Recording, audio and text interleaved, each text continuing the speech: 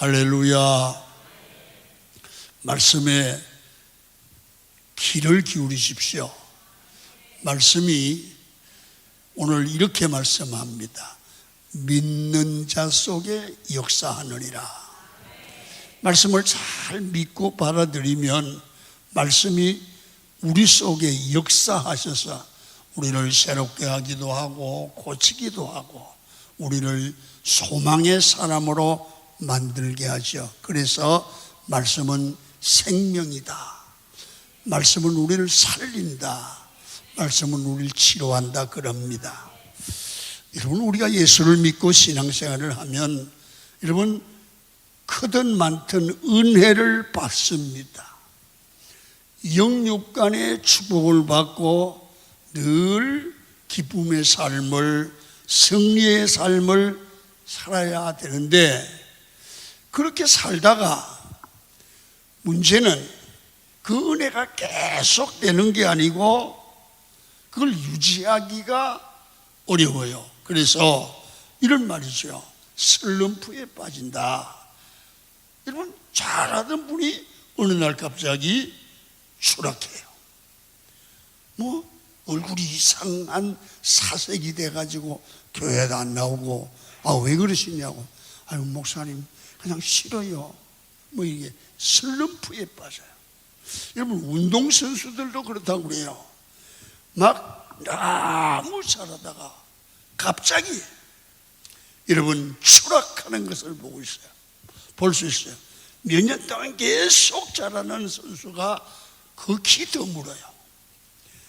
여러분, 그래서 신앙생활도 우리가 예수 믿고 나서 하나님 앞에 갈 때까지, 천국 갈 때까지 슬럼프에 빠지지 않고 꾸준히 잘해야 됩니다.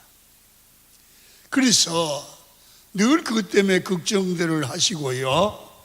어떻게 하면 내 믿음을 잘 지킬까? 그래 하는데 때론 나도 모르게 신앙의 슬럼프에 빠지거든요. 오늘 본문은 이런 문제를 해결하는 비결을 성경은 가르쳐주고 있습니다. 신앙생활을 이렇게 하라는 거예요. 기뻐하는 삶을 우선 만들어야 돼요. 이 기뻐야 돼요. 예수 믿는 거는. 그래서 잔치집 같이 산다고 그러잖아요. 여러분, 신앙생활이 기쁘지 않으면 뭔가가 문제가 있는 거예요. 그래서 신앙생활이 기뻐야 된다. 이 기쁨을 기뻐하면 이게 유지해야 돼요. 그게 뭐냐면 기도로 뒷받침이 돼야 돼요. 기도하면 감사할 마음이 생긴다는 거예요. 감사하는 생활이 되면 또 기쁨이 회복된다는 거죠. 그러니까 이 순환이에요. 기뻐하면 기쁨을 유지하기 위하여 기도하게 되고, 기도하게 되면 응답이 있고 기적이 나타나니까 감사하게 된다.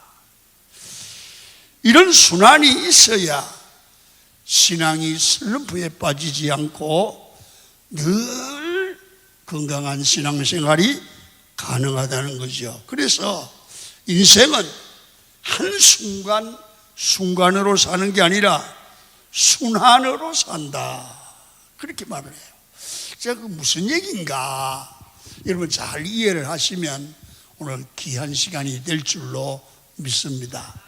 이 순환은, 인생의 순환은 의식을 하든 의식을 하지 않든 우리는 이런 과정을 거치는데 두 가지 순환이 있어요. 첫째는 악순환이에요. 악순환. 두 번째는 선순환이에요. 순환이 있는데 우리 삶에 나도 모르게 악순환으로 계속 가는 분이 있어요. 근데 어떤 분은 선순환으로 바꿔져서 선순환의 삶을 사는 거죠. 마귀는 우리를 넘어뜨릴 때 악순환을 주는 거예요. 잘 이해를 하셔야 됩니다. 악순환이 뭐냐? 한순간 어려운 일이 생겼어요. 기분 나쁜 일이 생겼어요. 누구에게 무슨 말을 듣고 기분이 좀 나빴어요. 그러면 그 어려운 일 때문에 얼굴이 밝을 리가 없잖아요. 그래서 말 한마디라도 남편에게든 아내에게든 짜증스러운 말을 했어요. 그러면 어려운 일이 또 어려운 일로 연결이 돼요. 이렇게 해서 꼬리에 꼬리를 물고 나타나는 겁니다. 악한 마귀가 우리에게 우울한 마음을 주서 마음이 우울한 마음으로 사로잡히게 되면, 여러분, 우울한 상태야 이가 우리 삶을 슬럼프에 빠지게 되지요. 그렇게 되면 그 사람은 기도하는 사람이 이 순환이에요. 우울한 마음이, 기분 나쁜 마음이 기도하던 사람을 기도하지 않게 만들어요. 연결되죠. 순환이죠. 새벽 예배 나오던 분이 안 나오고 잠만 자는 거예요. 기도가 막히게 되고 응답이 없게 되는 거예요. 그러니까 응답받고 믿음으로 살던 사람이 이상하게 자기 마음의 기쁨이 사라졌어요. 그러니 이상하게 원망하게 되고 불평을 하게 되지요. 그러니까 원망하고 불평하니까 더 우울해지고 또다시 더 큰 슬럼프에 빠지게 되죠. 그래서 악순환이 계속 되는 거예요. 마음 상하면 또 더 마음 상한 일이고, 또 기분 나쁜 일이 있고, 신앙으로 이해하지 못하고 또 기도하지 않게 되고, 이건 내가 신앙생활 하는 건가 안 하는가?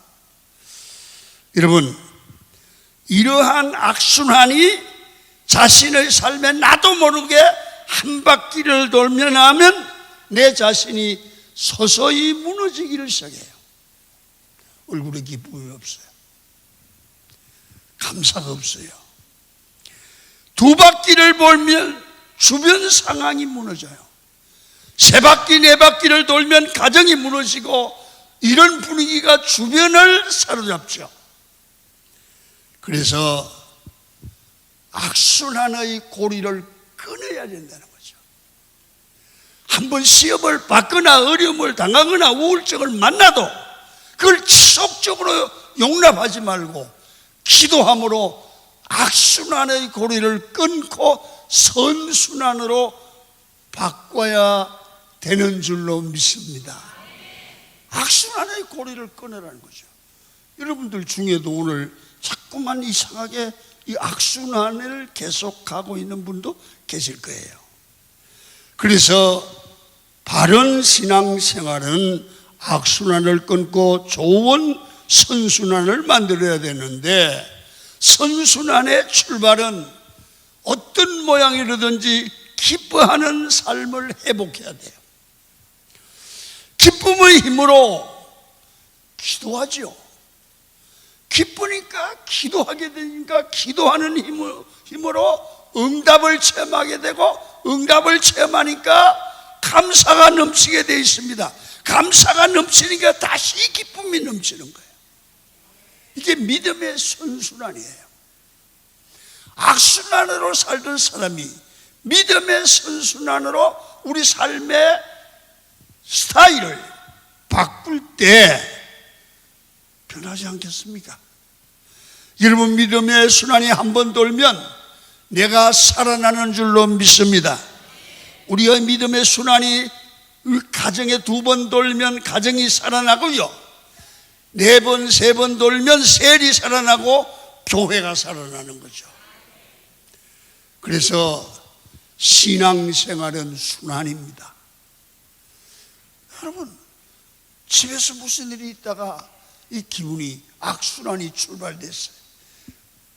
심통해지고 기분 나쁘고 그냥. 그런데 교회 왔다가 이 말씀을 듣고 응답을 받고 이 분위기를 확 전환해서 선순환으로 바꾸면 은혜 받은 거예요.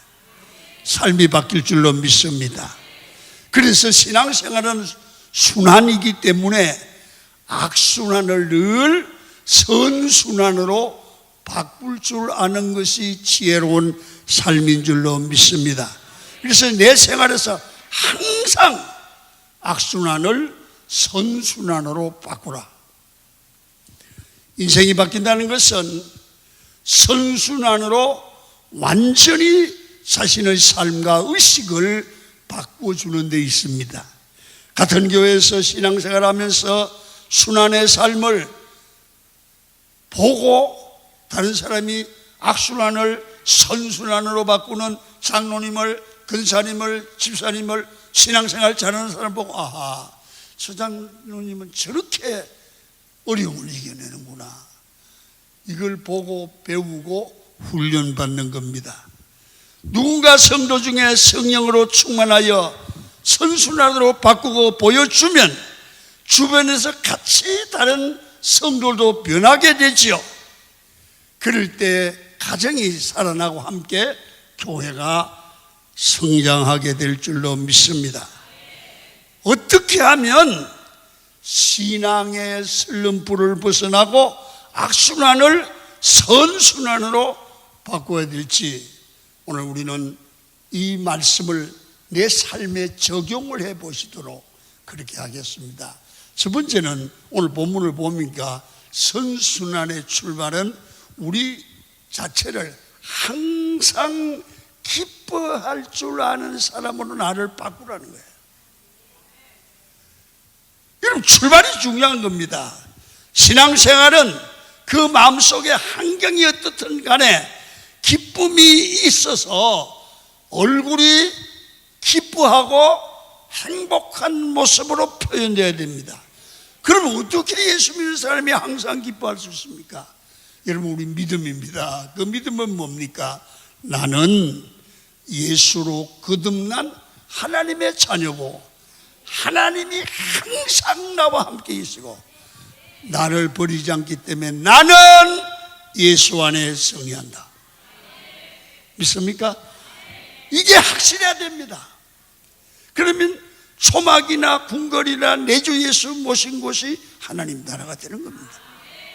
그때 기본적인 기쁨이 있죠. 모세가 원래부터 얼굴이 밝았느냐? 그렇지 않습니다.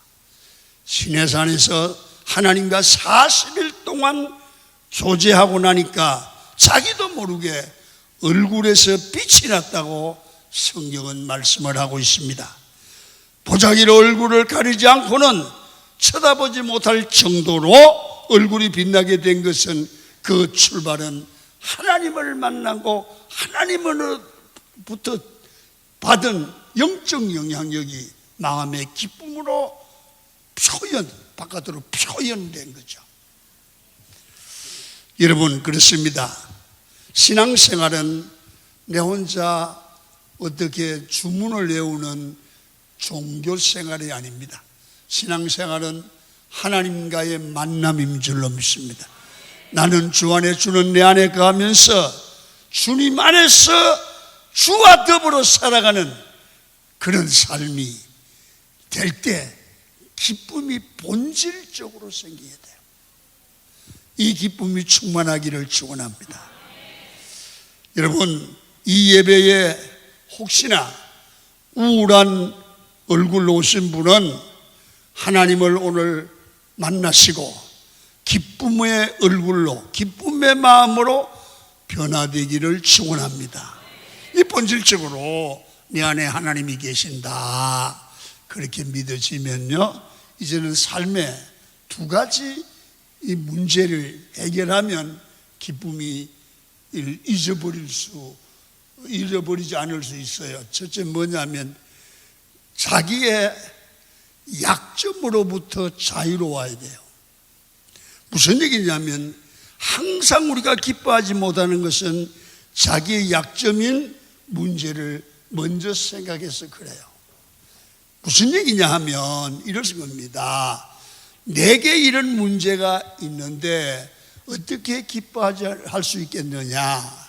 예를 들어 여자분이 나는 얼굴이 약간 검다.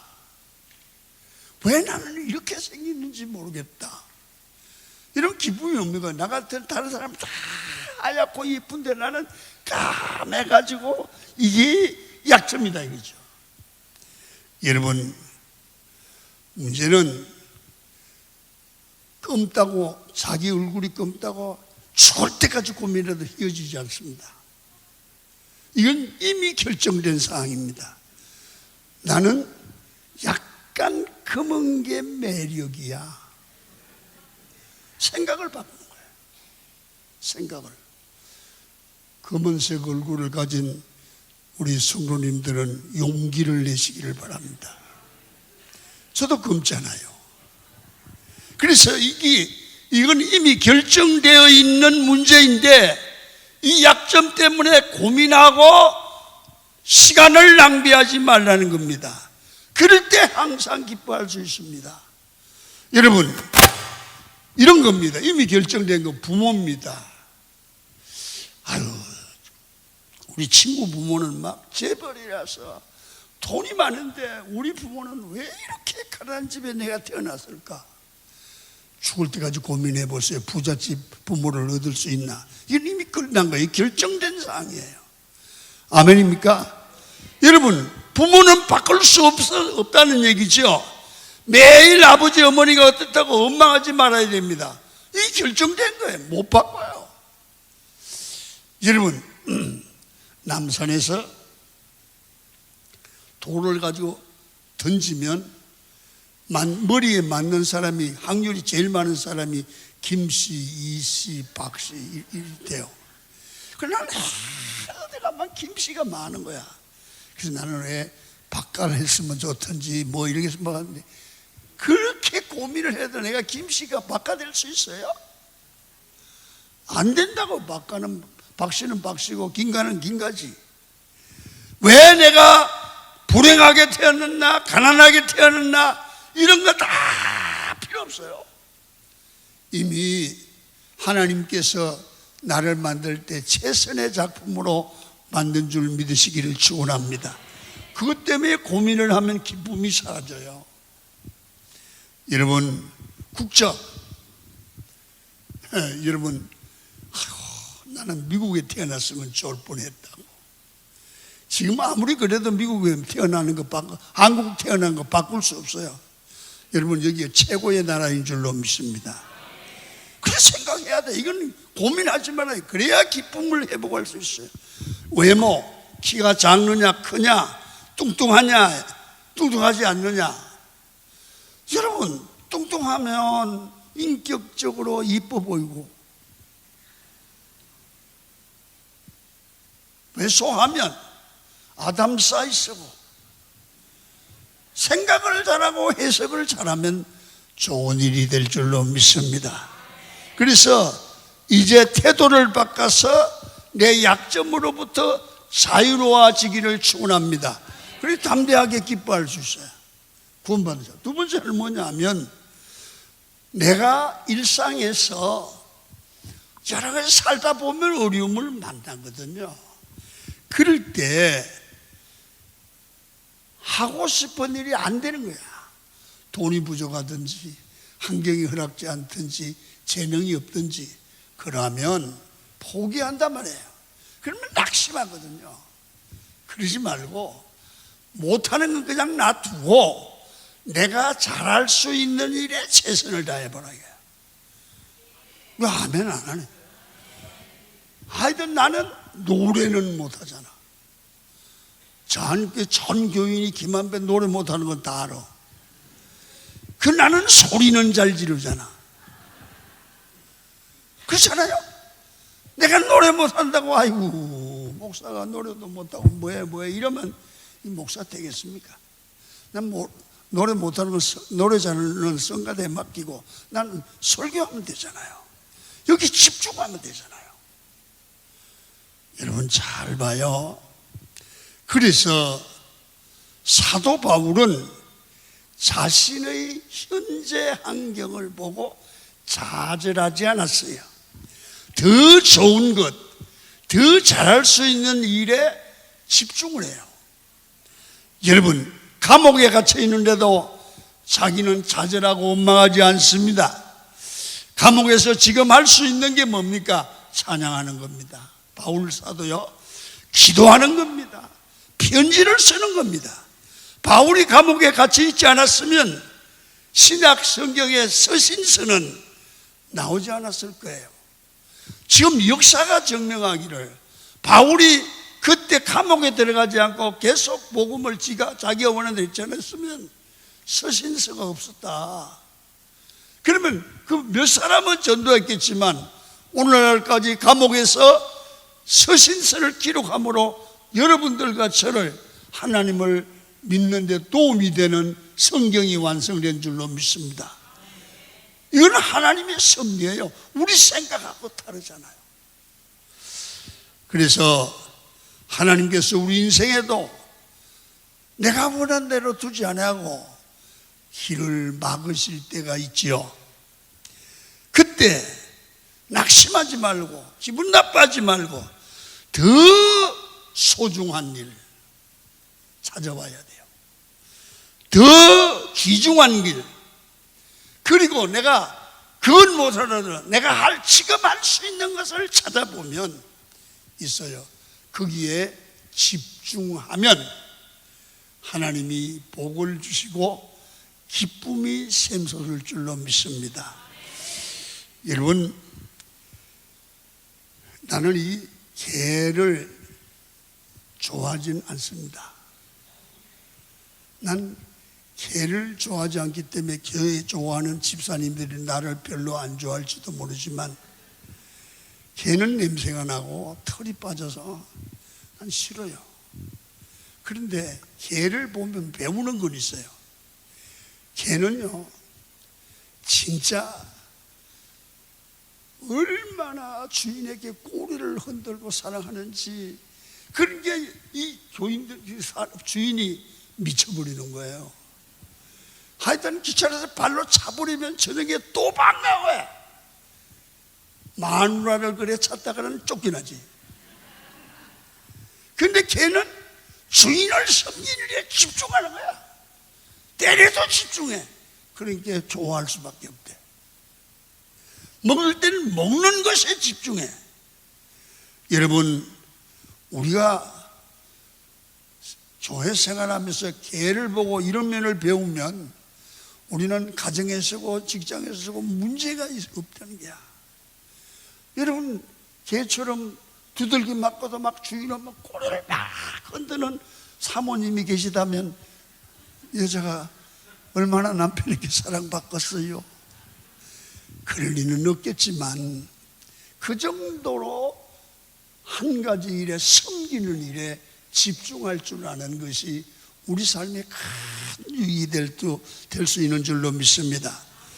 지금 할 수 있는 일에 집중을 하고요, 내가 더 잘할 수 있는 일에 집중하는 그것이 항상 기뻐할 수 있는 비결이라는 거죠. 사도 바울이 감옥에서 원망하지 않고 복음을 전합니다. 간수들을 매일 만나니 계속 할 수 있는 일들이 말씀을 전가하는 일입니다. 빌립보 1장 13절에 봅니다. 시작. 이러므로 나의 매임이 그리스도 안에서 모든 시대의 안과 그 밖의 모든 사람에게 나타났으니, 갇혀 있는데도 거기에서 하나님의 말씀을 전하자 말씀의 능력이 시대 안과 그 밖의 모든 사람에게 나타난 거지요. 내 환경에 살 수 있는 것을 최선을 다할 때 하나님의 능력이 나타나는 겁니다. 여러분, 약점으로부터 자유로워지고 잘할 수 있는 것에 집중하고 불평하지 않고 태도를 바꾸니까 기뻐할 수밖에 없는 것입니다. 여러분, 우리 일상에서 이런 선순환을 배워야 됩니다. 여러분, 제가 목회를 하면서 느끼는 것이 있습니다. 어떨 때는 교인들로부터 충격적인 상처받는 일을 만나죠. 그러면 내가 두 가지 선택이 있겠죠. 그냥 두고 저걸 한바탕 하는 방법. 두 번째는 해결은 하나님이 하시니까 기도해야지. 2번, 근데 1번이 맞아요? 2번이 맞아요? 2번? 1번? 2번. 여러분은 실제적으로 그런 일을 당하면 1번으로 가요? 2번으로 해요? 1번으로 하잖아. 딴 교회로 간다고. 목사님 딴 교회로 가나 안 달라주면 그러잖아요. 근데 그때 우리가 악순환으로 가는 것은 시험을 받고 기분 나쁘고 싸우고 삼자대면하는 게 악순환이야. 여러분 삼자대면 싸우고 삼자대면해가지고 좋은 일이 일어나는 거 봤어요? 100% 손해야. 그러니까 기도하면 이게 하나님이 일하시는 거야. 하나님이 일해서 편안하게 해결돼. 그러면 내게 기쁨이 있어. 그러니까 기도하여 응답을 받고 문제가 해결되고, 그러니까 나도 또 기쁘고, 이게 선순환이 되는 거야. 그러니까 악순환으로 갈 수밖에 없는 걸 선순환으로 바꾸는 거야. 우리 인생의 모든 일이 악순환 될 수 있는 일을 선순환으로 바꿀 줄 아는 것이 그리스도인이야. 여러분, 어느 시골에 가난한 목사님 아들이 있었습니다. 열심히 시골에서 공부해서 대학 시험을 서울에 와서 쳤는데 여러분이 떨어졌어요. 대학에서 떨어지니까 시골에 목사님, 가난한 목사 아들이 서울에 와서 여러분 하숙을 하고 학원을 다니고 재수할 수가 없어요. 그래서 이 애는 공부는 해야 되겠는데 어떡하나 생각하다가 웬만한 애 때문에 내가 목사 아들로 태어나가지고 공부도 못하고 이 말이 꼴이 되냐, 그래 생각했을 텐데, 역시 가난해도 애들에게 신앙의식을 바로 넣어주면 얘가 생각이 달라지는 거야. 그리고 얘가 서울에 와서 가난하지만 내가 아버지가 저렇게 가난한 목사의 아들인데 내가 공부를 해보리라. 그리고 이제 조그만 방을 하나 얻어가지고 할 게 없는 거야. 학원 갈 돈도 없고. 그러니까 뭐 신문 배달도 하고 그러면서 내가 할 수 있는 건 기도밖에 없다. 그래서 얘가 20대 이제 고등학교 졸업한 애가 교회 와가지고 막 기도하는데 얘가 애절하니까 너무 기도가 간절한 거야. 막 하나님 아버지 막 기도하는 거야. 그래 장로님도 권사님도 보니까 아주 젊은 애가 교회 와서 새벽마다 막 이렇게 기도하는 거야. 그렇게 소문이 났어. 쟤 누구야? 아유, 이 젊은 애가 굉장히 기도를 열심히 하네. 뭐 하는 애야? 이 소문이 났어. 그래 불렀어요. 넌 누구냐? 어디서 왔냐? 그러니까 내가 시골에 우리 아버지는 목사고 대학에 떨어져서 공부하려고 하는데 길이 없는데 하나님께 기도하는 중이라고 이제 그랬어요. 그러니까 사람들 입에서 이러는 거야. 야, 제가 저런 생각을 갖는 게 젊은 애가 보통이 아니네. 그래서 그 집에 이제 괜찮게 사는 그 교인이 우리 애를 레슨을 해도 개인 레슨, 가정교사 이런 식으로 모신 거야. 그러니까 집이 어디냐 그랬더니 집도 없어 이게 조그만 방을 했다니까. 그러면 우리 집 방 안에서 네 살아라 이게요. 방 문제 해결됐어요. 먹는 문제 해결됐어요. 거기서 이제 계속 신앙생활하고 하다 보니까 아이가 참 착하거든. 그래서 주인 장로님이 자기 딸하고 이렇게 붙였어. 그러니까 장로 사이가 된 거야. 그러니까 가난해서 뭐 장가 못 간 게 아니고 애가 성실한 거야. 그래서 장로님이 대학 시키고 유학을 시킨 거야. 남이 잘 될 때 아멘을 하셔. 그래야 되는 거야. 이 선순환이야. 그 어려운 가운데도 기도하고 어려운 가운데 믿음으로 살고 그런 생각을 아무나 못 갖잖아. 그러니까 하나님이 감동하니까 장로님이 감동하고, 아 이러면 지가 뭔데 부자 장로님 사이가 되고 유학을 가. 그래가지고 그 삶이 선순환이 서울의 대형교회 목사님이야. 왜 내가 이 사람을 안 밝히느냐? 본인이 밝히기를 싫어해. 그러니까 그렇게 어려워서 대학에 떨어지고 낙심할 수밖에 없어도 그것을 절망하는 악순환으로 가지 않고 선순환으로 바꿀 때 자기는 길이 열렸다. 여러분, 오늘 아무리 어려워도 악순환 낙심하고 좌절하지 말고 이걸 선순환으로 바꾸기를 축원합니다. 이게 오늘 본문이 가르치는 중요한 겁니다. 두 번째는요, 이 기쁨을 유지하기 해야 돼요. 기쁨을 기뻐했다가 슬퍼했다, 기뻐했다가 슬퍼했다 그러면 안 되죠. 신앙생활은 계속 유지해야 되는데 신앙생활의 가장 핵심인 기쁨을 유지하는 힘은 기도라는 거예요. 기쁨을 유지하는 힘, 기쁨이 유지되기 위해서는 기도해야 된다 이거죠. 항상 기뻐하려고 하면 날마다 기도하고 쉬지 말고 기도해야 합니다. 기도하지 않는 사람은 절대로 기쁨을 계속 유지할 수 없습니다. 기도하지 않는 사람은 신앙에 슬럼프가 올 수밖에 없지요. 여러분, 베드로는 절대로 주님을 부인하지 않겠다고 호언장담하고도 주님이 기도하실 때 잠자다가 예수님을 3번이나 부인하지요.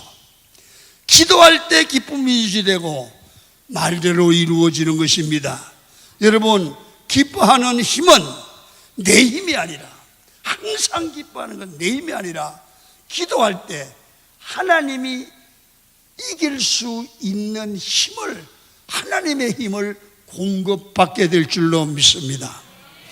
그래서 에베소 6장 9절을 보시면 이렇게 말씀을 합니다. 하나님의 전신갑주를 입어라 말씀을 하고, 또 이러면 또 나를 위하여 구할 것은 내게 말씀을 주사 나로 입을 열어 복음의 비밀을 담담히 알리게 하옵소서. 무슨 얘기지요? 때를 어떻든지 복음을 증거하는 자기 일을 위해서 중보 기도해 달라는 거예요. 여러분, 내게 말씀을 주사 담대히 복음을 증거하는 주의 종이 되도록 기도해 달라. 당신들이 기도해 줄 때 당신도 능력을 받고 복음을 전하는 나 바울도 담대히 복음을 전할 수 있다. 이런 선순환이 교회 안에서 돌아간다는 거죠. 우리가 교회에서 말로만 섬기는 것이 아니라 정말 큰 사랑은 서로 간에 중보 기도하는 일인 줄로 믿습니다. 사역자들이 주는 최고의 선물은 기도해 주는 것이잖아요. 우리는 서로를 위해서 기도해 주시기를 바랍니다. 기도해야지 기도하는 사람도 낙심하지 않고 기도받는 사람도 낙심하지 않습니다. 그래서 기도해야 내 신앙을 유지하고 우리 기쁨을 계속 유지할 수 있죠. 누가복음 18장 1절에 보니까 불의한 재판장 이야기를 하면서 예수님께서 뭐라고 하십니까? 예수께서 그들에게 항상 기도하고 낙심하지 말아야 될 것을 비유로. 예수님이 비유로 하신 말씀이 뭡니까? 항상 기도하고의 동의어가 낙심하지 말아야 된다. 기도하면 낙심하지 않는다. 그러나 항상 기도하지 않으면 항상 낙심하게 된다. 항상 기도하면 항상 낙심하지 않게 된다. 낙심과 기도는 같이 간다. 여러분, 내 기쁨과 은혜가 왜 유지되지 않을까요? 기도하지 않아서 그렇습니다. 여러분, 내 인생에 항상 은혜가 충만한 삶을 살기를 원하시면 기도하시기를 축원합니다. 기도해야 우리 삶이 살아나는 것입니다. 내게 능력이 많고 은사가 많아도 기도하지 않으면 소용이 없습니다.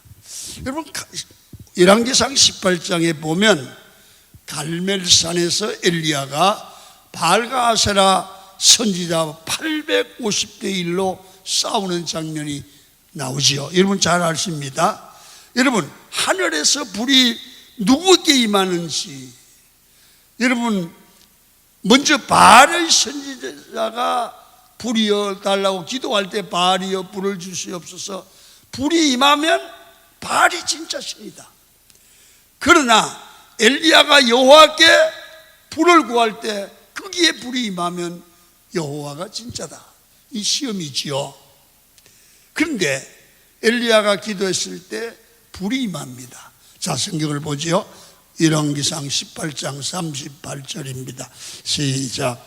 이에 여호와의 불이 내려서 번제물과 나무와 돌과 흙을 태우고 또 도랑의 물을 핥은지라. 여기 보면 잘 보세요. 나무에 불이 붙는 것은 이해가 되죠. 나무에 불이 붙으니까. 그런데 돌에도 불이 붙어요. 돌이 타요. 흙에도 붙어요. 물을 마르게 해요. 이상한 것 같지 않습니까? 이 영적으로 보면 여러분 우리 주변에도 이런 다양한 사람이 있다는 거죠. 우리가 성령 기도하여 성령 받고 영적인 성령의 불을 받으면 우리가 기도할 때 나무 같은 사람이 불이 붙어요. 그러면 하나님이 이 사람을 쓰지요. 교회 안에는 돌 같은 사람도 있어요. 이게 완전히 돌 같아요. 전혀 변화가 없어요. 그런데 성령이 임하면 돌 같은 사람도 불이 붙을 줄로 믿습니다. 여기 보면 흙 같은 사람이 있어요. 정말 불이 안 붙죠. 설교해도 반응이 없죠. 눈만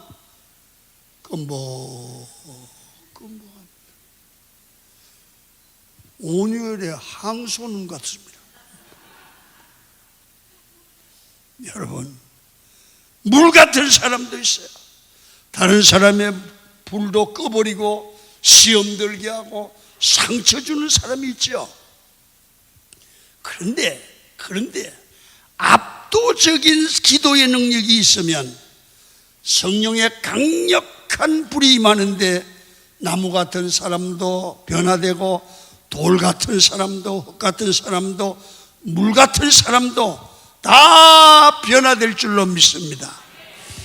여러분 하나님의 능력이 임하면 다 믿음의 사람으로 변화되는 줄 믿으시면 아멘.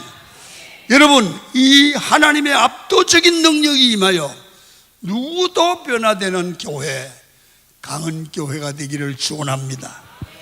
우리가 환경을 타다는 이유가 뭡니까? 기도가 없기 때문에 그렇습니다. 여러분 기도 하지 않아서 그렇습니다. 어떤 사람은 장소가 나쁘다고 그럽니다. 그렇지 않습니다. 하나님이 함께하면 장소 나빠도 될 줄 믿습니다. 내가 신앙생활을 잘하여 기쁨을 유지하기 위해서 반드시 필요한 것이 뭐냐? 기도라는 거야.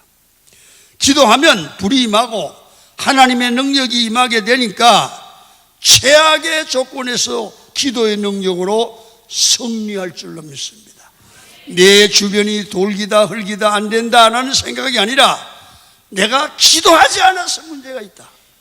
내 생활에 문제가 있다. 기도 않기 때문이다. 기도하면 될 줄로 믿습니다.